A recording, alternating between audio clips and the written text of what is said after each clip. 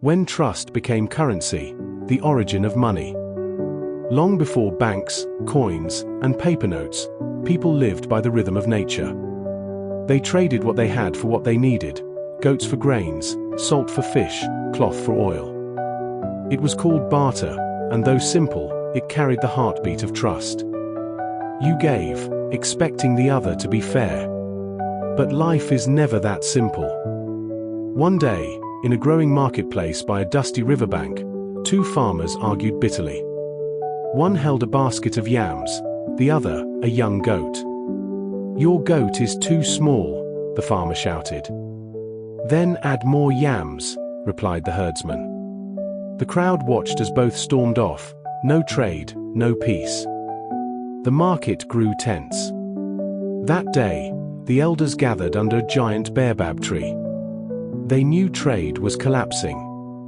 People no longer trusted what others said their goods were worth. "We need something everyone believes in," said the oldest among them, his grey beard glinting in the sun. "Something small, strong, and respected." So they began using cowries, white shells from the ocean, rare and beautiful.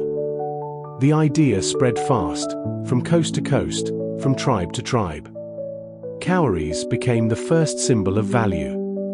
For the first time, a fisherman in the south could trade with a farmer from the north without words, just trust and shells. But as trade grew, people began to cheat. Some carved fake shells. Others stole them in the night. What began as trust was turning into greed. So kings and chiefs took control. They melted metals into coins stamped with royal marks. The first money was born, a symbol of authority, value, and power. In time, the world changed. Traders crossed deserts with bags of silver. Merchants sailed across oceans with gold coins clinking in their belts.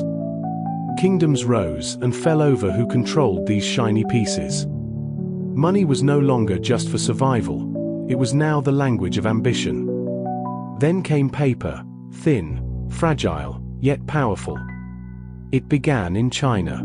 Instead of carrying heavy coins, traders carried notes signed by rulers, promising value elsewhere. The world began to move faster. What once was shells and metals became promises written on paper, and those promises built empires. But money, like fire, burned both ways. It built cities and destroyed souls. People killed for it, lied for it, worshipped it. Yet, deep down, its power came from only one thing: belief. Without trust, even gold loses its shine. As the centuries rolled on, banks emerged. People no longer hid their coins under beds, they trusted strangers in tall buildings to keep and multiply it. And so, money became invisible, numbers written in books, then screens, then phones. The cowries were gone, but their spirit lived on. Today, we live in a world of credit cards, mobile banking, and digital coins, where trust travels faster than light. One click sends wealth across oceans. Yet the principle remains the same: money is only as strong as the trust we have in it. But sometimes, we forget. We chase wealth until it owns us. We forget that once, money was born from fairness, a desire to make life easier, not harder. The same hands that gave value to shells now give power to greed. Still, there are those who remember. The honest trader in the market, the young entrepreneur building his dream, the teacher saving little by little, they remind us that money, in its truest form, is just a tool for good. The story of money is not the story of gold or paper, it's the story of people. Of how trust built trade, and how belief built the world we live in. It is the story of how one small idea, "I'll give you this, you give me that," created civilization. So the next time you hold money in your hand, remember, it is more than paper, more than numbers. It is the world's greatest agreement, between you, me, and everyone who believes in it. And just like those first traders by the riverbank, the future of money will always depend on one simple thing: trust.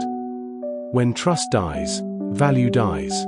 But when trust lives, humanity thrives.